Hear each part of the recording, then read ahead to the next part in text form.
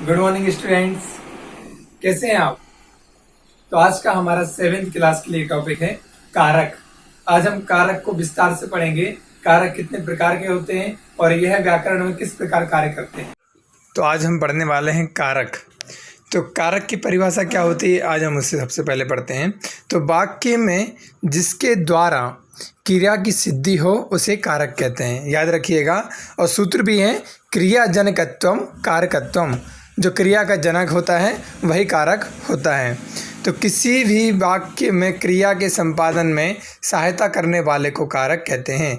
क्रियाम करोति निवर्तयति कारकम, ठीक है। जो क्रिया करता है और उसका निवारण करता है वही कारक कहलाता है। और इसका एक बहुत अच्छा श्लोक भी यहाँ पर दिया है, जैसा कि मैंने आपको बताना चाहूँगा। कर्ता कर्म च करणम संप्रदानम तथैव च अपादानम अधिकरणम इत्याहु कारकाणि षट्। अर्थात कारक छह प्रकार के होते हैं। कर्ता, कर्म, करण, संप्रदान, अपादान, अधिकरण इत्यादि 6 कारक यहाँ पर आपको बताए गए हैं। तो सबसे पहले आता है कर्ता।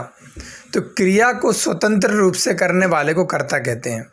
यथा गिरीशः पुस्तकम पठति, यहाँ पठती क्रिया को करने वाला कौन है, ग्रीस है, अतः यह कर्ता कारक है। अर्थात यहाँ पर कर्ता को मुख्य रूप से देखा गया है, यह स्वतंत्र है।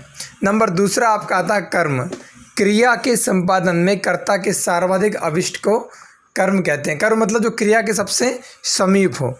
यथा गिरीशः पुस्तकम पठति, पुस्तकम, यहाँ पठन क्रिया के संपादन में कर्ता ग्रीस के लिए पुस्तक सर्वाधिक अभिष्ट मतलब उसके लिए सबसे प्रिय है, अतः यहाँ पर कर्म कारक होगा और यह कर्म प्रधान भी है। तीसरा आपका आता है करण। क्रिया की सिद्धि में कर्ता के प्रमुख सहायक को करण कहते हैं। तो सहायक कौन है यहाँ पर, करण। यथा जैसे कि गौरी जलेन मुखम प्रक्षालयति, अर्थात गौरी जल से अपने मुख को धुलती है। जल से, किसके द्वारा, जल से। तो कर्ता की कौन सहायता कर रहा है यहाँ पर, जल है ना। तो जल के द्वारा वो अपना मुंह धुल रही है। आगे चौथा आता है आपका संप्रदान कारक। जिससे कुछ दिया जाता है या जिसके लिए कोई कार्य किया जाता है वह संप्रदान कहलाता है। अर्थात देने लेने के अर्थ में हम संप्रदान कारक का प्रयोग करते हैं। उदाहरण में आप समझ जाएंगे। बागीशः मित्राय लेखनीम ददाति, बागीश मित्र को लेखनी देता है। रामः फलम ददाति, तो रामः मित्राय फलम ददाति, वह राम मित्र को अपने फल देता है। तो देने लेने अर्थ में इसका प्रयोग किया जाता है। इस वाक्य में मित्र को लेखनी दी जा रही है अतः मित्राय संप्रदान कारक है। इसी तरह माता बालकाय फलम अनयति, माता बालक के लिए फल लाती है। वाक्य में फल लाने का कार्य बालक के लिए हो रहा है, अतः बालकाय संप्रदान कारक है। अब इसके आगे 5वां अपादान कारक। जिससे कोई वस्तु अलग होती है, अपादान मतलब छोड़ने के लिए, वह अपादान कारक कहलाता है। वृक्षात पत्राणि पतंती, अर्थात वृक्ष से पत्ते गिर रहे हैं, अर्थात वृक्ष से पत्ते अलग हो गए हैं। ठीक, तो यहाँ पर कौन सा हो जाएगा, अपादान। कौन सा कारक हो जाएगा, अपादान कारक। अब 6वां है आपका अधिकरण कारक। क्रिया का आधार ही अधिकरण है। क्रिया का आधार क्या, अधिकरण है। जैसे कि उदाहरण में आप समझेंगे।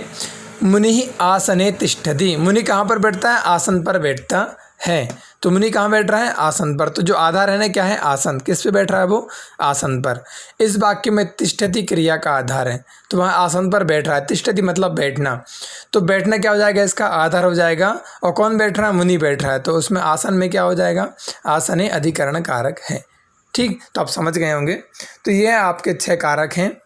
ये शॉर्टकट और सरल भाषा मैंने आपको समझाने का प्रयास किया है। इसके साथ ही एक और माना गया है संबंध और संबोधन।